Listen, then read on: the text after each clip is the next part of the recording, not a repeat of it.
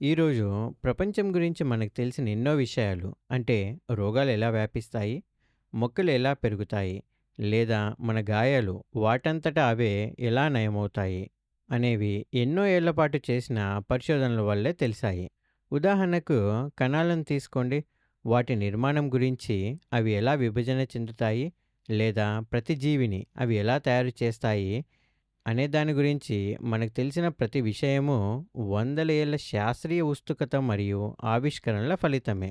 కాబట్టి ఈ రోజుటి వీడియోలో మనం కణాలు అసలు ఎక్కడి నుండి వస్తాయో అర్థం చేసుకుందాం. పదండి వెళ్దాం.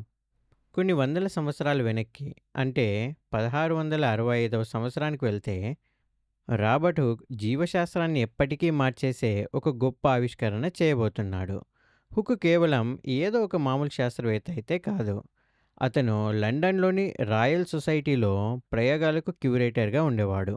అంటే తన కాలం నాటి అత్యంత అద్భుతమైన ఆవిష్కరణల మధ్య అతను ఉండేవాడన్నమాట. అదే సంవత్సరంలో అతను 'మైక్రోగ్రాఫియా' అనే ఒక ఆసక్తికరమైన పుస్తకాన్ని పబ్లిష్ చేశాడు. మైక్రోస్కోప్ కింద తను గమనించిన వస్తువుల వివరణాత్మక స్కెచ్‌లతో ఆ పుస్తకం నిండి ఉంది. అతను అందులో అన్ని రకాల వస్తువులను పరిశీలించాడు. ఈక యొక్క నిర్మాణం, తేనెటీగ కుట్టే ముళ్ళు, చివరికి ఒక ఈగ యొక్క చిన్న పాదాన్ని కూడా చూశాడు. కానీ అతను ఒక సన్నని కార్క్ ముక్కను సూక్ష్మదర్శిని కింద ఉంచినప్పుడు అతని అత్యంత ప్రసిద్ధి పరిశీలన బయటపడింది. దాదాపు ఒకే తేనె పట్టులాగా ఉండే చిన్న చిన్న పెట్టెల్లాంటి గదుల నమూనాను అతను గమనించాడు. రాబర్ట్ హుక్ వీటిని కణాలు అని పిలిచాడు. ఎందుకంటే అవి చిన్న చిన్న గదులను లేదా సెల్స్‌ను గుర్తు చేశాయి. ఎవరైనా కణాలను చూడడం, వాటికి పేరు పెట్టడం ఇదే మొదటిసారి. కాబట్టి ఇది నిజంగా ఒక సంచలనాత్మకమైన క్షణం. కాబట్టి ఇక్కడ నుండే ఒక కణం యొక్క ఆవిష్కరణ ఎలా జరిగిందో మనం అర్థం చేసుకోవచ్చు. ఇప్పుడు ఇక్కడి నుండి కొన్ని శతాబ్దాల ముందుకు, అంటే 19వ శతాబ్దానికి వద్దాం. ఈ సమయానికి సూక్ష్మదర్శినులు మరింత మెరుగ్గా తయారయ్యాయి. ఇప్పుడు శాస్త్రవేత్తలు వృక్ష మరియు జంతు కణాలను రెండింటిని మరింత దగ్గరగా చూడడం మొదలుపెట్టారు. మొక్కలు కణాలతో తయారయ్యాయని వారికి అప్పుడే తెలుసు. ఎందుకంటే వాటి కణకవచాలను చాలా స్పష్టంగా చూడవచ్చు. కానీ జంతువుల విషయానికొస్తే జంతు కణాలను పరిశీలించడం కాస్త కష్టంగా ఉండేది. ఎందుకంటే జంతు కణాలకు కణకవచాలు ఉండవు. కాబట్టి వాటి సరిహద్దులు అంత స్పష్టంగా కనిపించేవి కాదు. నిజానికి ఆ సమయంలో చాలామంది శాస్త్రవేత్తలు జంతువులు గ్లోబ్యూల్స్ అని పిలువబడే వాటితో తయారయ్యాయని నమ్మేవారు. సరిగ్గా ఈ సమయంలోనే ఇద్దరు జర్మన్ శాస్త్రవేత్తలు మతియాస్ ష్లీడెన్ మరియు థియోడార్ ష్వాన్ ఒక గొప్ప ఆవిష్కరణ చేశారు. ష్లీడెన్ మొక్కలను చదివిన వృక్ష శాస్త్రవేత్త మరియు ష్వాన్ జంతువులను చదివిన శరీరధర్మ శాస్త్రవేత్త.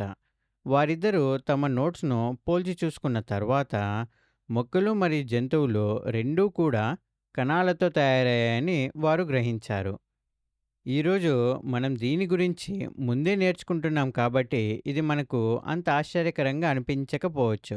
కానీ అన్ని జీవుల యొక్క అత్యంత ప్రాథమిక ప్రమాణం ఏమిటో మొదటిసారిగా కనుగొన్న ప్రపంచంలో జీవించడం గురించి ఒక్కసారి ఊహించుకోండి.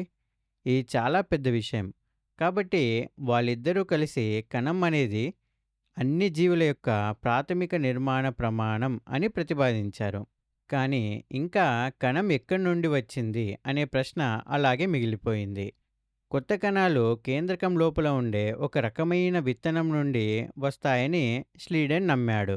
అయితే ష్వాన్ మాత్రం ఇప్పటికే ఉన్న కణాల మధ్య ఉండే ఏదో ఒక ద్రవ పదార్థం నుండి జంతు కణాలు స్ఫటికాలుగా ఏర్పడతాయని అనుకున్నాడు. కానీ కొన్ని సంవత్సరాల తర్వాత 1855వ సంవత్సరంలో రూడాల్ఫ్ విర్చో అనే మరో శాస్త్రవేత్త ఈ ఆలోచనను సరిదిద్దాడు. అతను చాలా సింపుల్గా ఒక విషయం చెప్పాడు. అదే ఆమ్నిస్ సెల్యులార్ ఈ సెల్యులా. అంటే లాటిన్ భాషలో అన్ని కణాలు ముందుగా ఉన్న కణాల నుండే పుడతాయని అర్థం. ఇప్పుడు ఇదెలా సాధ్యమైంది? కొత్త కణాలు ఎక్కడి నుండో గాల్లో నుంచి ఊడిపడవు కదా! అవి కణ విభజన అనే ప్రక్రియ ద్వారా ముందుగా ఉన్న మాతృకణం నుండి లేదా ఒక పరిపక్వ కణం నుండి వస్తాయి. కణ విభజన అనేది ఒక ప్రక్రియ. ఇందులో ఒకే మాతృకణం వివిధ మార్పులకు గురవుతుంది మరియు చివరికి దాని జన్యు పదార్థం యొక్క కాపీని తయారు చేస్తుంది. తద్వారా దాన్ని తదుపరి కణానికి పంపవచ్చు. అన్ని జీవుల్లో పెరుగుదల, మరమ్మత్తు మరియు పునరుత్పత్తికి ఇది ఒక ప్రాథమిక ఆధారాన్ని ఏర్పరుస్తుంది. దీనివల్ల శాస్త్రవేత్తలు మరింత ముందుకు పరిశోధనలు చేశారు. మరియు ఈరోజు మనకు రెండు రకాల విభజనలు ఉన్నాయని తెలుసు. అవే సమవిభజన మైటోసిస్ మరియు క్షయకరణ విభజన మియోసిస్. ప్రతి ఒక్కటి జీవకణాల ద్వారా తరం తర్వాత తరానికి కొనసాగేలా చూసుకుంటాయి.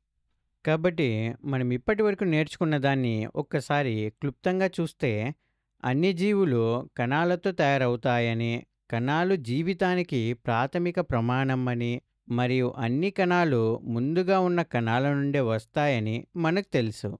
ఇవన్నీ కలిపితే కణ సిద్ధాంతం ఏర్పడుతుంది. కాబట్టి కణాలు ఎక్కడి నుండి వస్తాయి అనే మీ ప్రశ్నకు నేను ఇప్పుడు సరైన సమాధానం ఇచ్చానని ఆశిస్తున్నాను.